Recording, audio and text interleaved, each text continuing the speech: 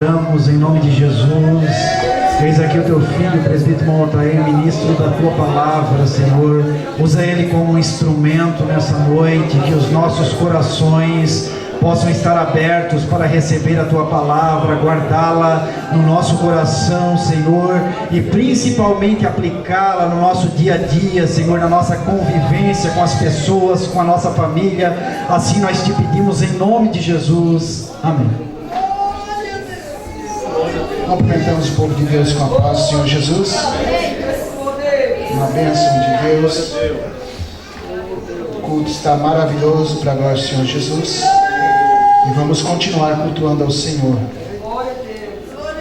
Carta de Paulo aos Tessalonicenses, a primeira carta, no capítulo 4, do versículo 12 a seguir. Palavra tremenda que nós ouvimos dos nossos irmãos, de estímulo para que nós venhamos a estar sempre na presença de Deus e continuar servindo esse Deus maravilhoso que peleja por nós, como diz nosso irmão Vitorino Silva, né? O Senhor pelejará por nós. O Senhor pelejará por nós. O Senhor peleja por nós. Amém? Diz assim o texto sagrado, capítulo 4, versículo 12 de Tessalonicenses: para que andeis honestamente, para que os que estão de fora e não necessiteis de coisa alguma. Não quero, porém, irmãos, que sejais ignorantes acerca dos que dormem, para que não vos entristeçais como os demais que não têm esperança. Porque se cremos que Jesus morreu e ressuscitou, assim também aos que Jesus dorme, Deus o tornará a trazer com ele.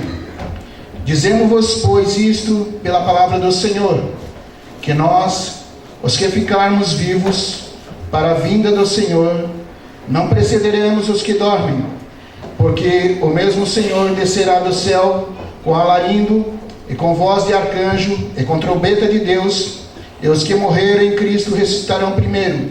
Depois nós, os que ficarmos vivos, seremos arrebatados juntamente com eles nas nuvens, a encontrar o Senhor nos ares, e assim estaremos sempre com o Senhor. Portanto, consolai-vos uns aos outros com estas palavras. Mas, irmãos, acerca dos tempos e as estações, não necessitais de que vos escreva, porque vós mesmos sabeis muito bem que o dia do Senhor virá como ladrão de noite. Pois que quando disserem a paz, segurança, então lhe sobrevirá a repentina destruição com as dores de parto daquela que está grávida, e de modo nenhum escaparão. Mas vós, irmãos, já não estáis em trevas, para que aquele dia vos surpreenda como um ladrão, porque todos vós sois filhos da luz e filhos do dia. Nós não somos da noite, nem das trevas. Não durmamos, pois como os demais, mas vigiemos e sejamos sóbrios, porque os que dormem de noite, dormem de noite. Os que embebedam, embebedam-se de noite. Mas nós, que somos do dia, sejamos sóbrios, vestidos da couraça da fé e da caridade, e tendo por capacete a esperança da salvação. Amém? Podem tomar a vossa assento, por gentileza? Deus colocou essa palavra em meu coração para ministrarmos essa noite acerca do arrebatamento, que há muitos tem sido esquecido pelos pregadores, pelos ensinadores e por aqueles que professam a fé em Cristo Jesus.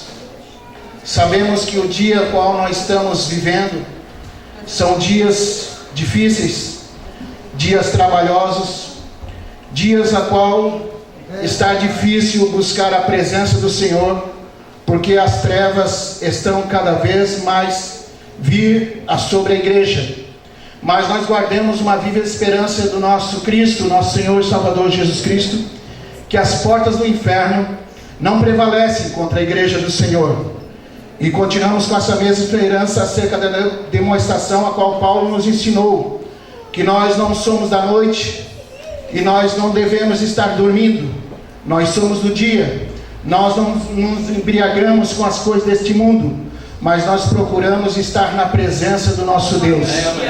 E se nós estamos na presença do nosso Deus, nós devemos admoestar, ou seja, incentivar, estimular e exortar os irmãos para que vivamos juntos numa fé em Cristo Jesus. Não venhamos a ser levados em ventos de doutrinas, em coisas passageiras que não levam-nos à salvação eterna. A salvação é um dom precioso, venha essa que é um dom de Deus. Não foi dada pelas nossas obras, não foi porque nós somos bonzinhos, não foi porque nós somos merecedores, mas sim porque Deus nos amou. E nos amou por quê? Porque nós éramos bonzinhos? Não, porque Ele é amor. A Bíblia Sagrada diz que Deus nos amou primeiro, apesar de nós sermos inimigos dele, virar as costas para Ele, todavia Ele nos amou, e deu seu único Filho de presente para nós, para que morresse na cruz, e seu sangue fosse vertido até a última gota, porque sem derramamento de sangue não havia remissão de pecados, ou seja, sem derramamento de sangue não havia um convite para a vida eterna. Nós estávamos destruídos, destituídos da graça e da misericórdia de Deus, mas o Cristo de Deus, o nosso Senhor e Salvador Jesus Cristo, deu para nós esse presente, a qual nós devemos guardar até o grande dia da ressurreição. Mas Paulo aqui admoesta a igreja de Tessalônica acerca de muitas perguntas, e vem aqui trazer essa resposta a qual uma das perguntas, mas antes ele diz para que os irmãos vivai honestamente para com os que estão de fora, vivai em bom exemplo, vivai não em contenda, mas dando exemplo como cristãos, como os genuínos mensageiros do Senhor, para que venhamos a mostrar a diferença daquele que serve a Deus e daquele que não serve. Não nos engane, não vos engane, meus irmãos, que na vida do Senhor Jesus Cristo não será levado todos aqueles que dizem Senhor, Senhor, Senhor, não, mas aquele que professa e cumpre a palavra do Senhor. Cumprir a palavra do Senhor é uma coisa, ouvir é outra. Dar ouvido é uma coisa, e só ouvindo é outra. Dar ouvido é aquele que cumpre, que procura se esforçar e estar na presença de Deus. Esses, os demônios, eles procuram desvirtuar, procuram trazer tribulações, procuram trazer opressões, mas pelo poder do nome do nosso Senhor e Salvador Jesus Cristo, nenhuma dessas armas chegará até nós, porque como nós cantamos, o Senhor pelejará por nós. Há muito mais militando por nós do que para o mundo, do que para os demônios. O Senhor tem o seu exército à nossa disposição, se nós estivermos na presença dele, ainda que muitas vezes nós não vimos com os nossos olhos naturais, mas se o Senhor quiser abrir os olhos espirituais nessa noite, como pregou o nosso mensageiro, o irmão Eliel, presbítero da obra do Senhor, pregador da obra do Senhor, diz que Eliseu orou e os olhos do seu servo foram abertos e ele viu carros, cavalos e cavaleiros que vinham da parte do nosso Deus.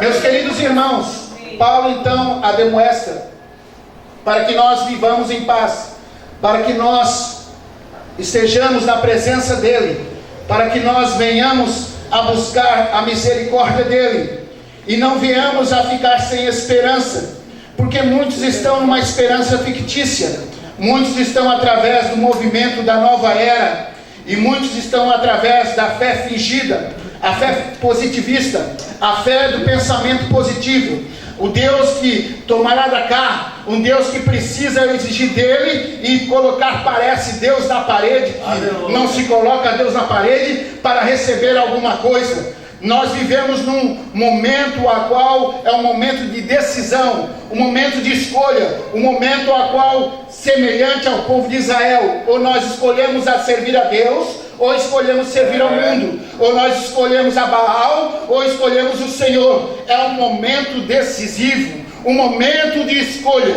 Nós estamos partindo para essa escolha em todos os países do mundo.